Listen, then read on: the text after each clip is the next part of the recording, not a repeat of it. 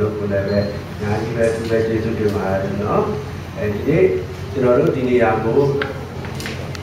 ဒီဝါကောအစီအစဉ်ဒီနေရာလေးကိုရဖို့ရန်အတွက်ဆရာမမေစီကနေပြီးတော့မှသူပြင်ဆင်ပြီးတော့သူဆောင်ရွက်ပေးတာဖြစ်တယ်သူမိသားစုကနေပြီးတော့ဒါလည်းမကဘူးမရှိတဲ့ညီကိုမောင်နှမတွေဘောင်းဘုံနဲ့ပဲဘူတူကူကွယ်နိုင်ရတဲ့လူနာနဲ့ဝေးရတဲ့သူကဒါကိုတရက်စာတော့မှသူကမေတ္တာအားဖြင့်ပါဝင်ကူညီပေးရတဲ့အတွက်လည်းပဲသူတို့ကျေးဇူးတင်ပါတယ်ကျွန်တော်တို့ဒီနေရာကိုညပေါ့နော်ပြီးခဲ့တဲ့ဒီနေ့စနေရနေတောင်းလို့ဒီည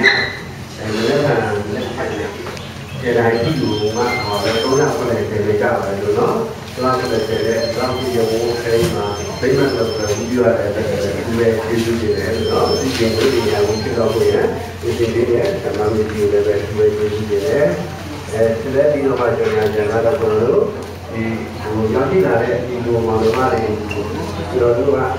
ဒီပေါ်တဲ့တော့အိမ်မှာအလုပ်ကတဲ့အခါမှာဒီလိုမှမပါတယ်ဗျာအရင်လည်းဟိုစိတ်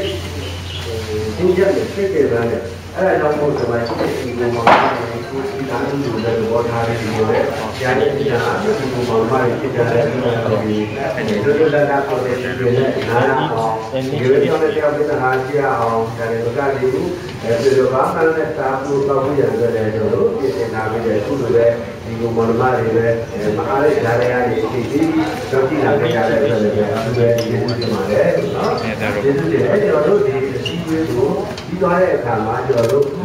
တာတော့ရေးစီစဉ်ပါလေတာတော့ရေးကလေးကားမဲ့စီစဉ်ကိုဆက်သွားမှဖြစ်ပါတယ်။သာဖို့သာဖို့ရအတွက်ကတော့မဟုတ်ဘူးနော်လုံလုံလောက်ကျွန်တော်တို့တွေချက်ပြုတ်လာတဲ့ကြောင့်မို့ဘုရားရောက်လာတဲ့ပုံမှာသူတို့ပြင်ပန်းပြီးတော့သမီးလေးတွေလည်းစားတဲ့အခါမှာ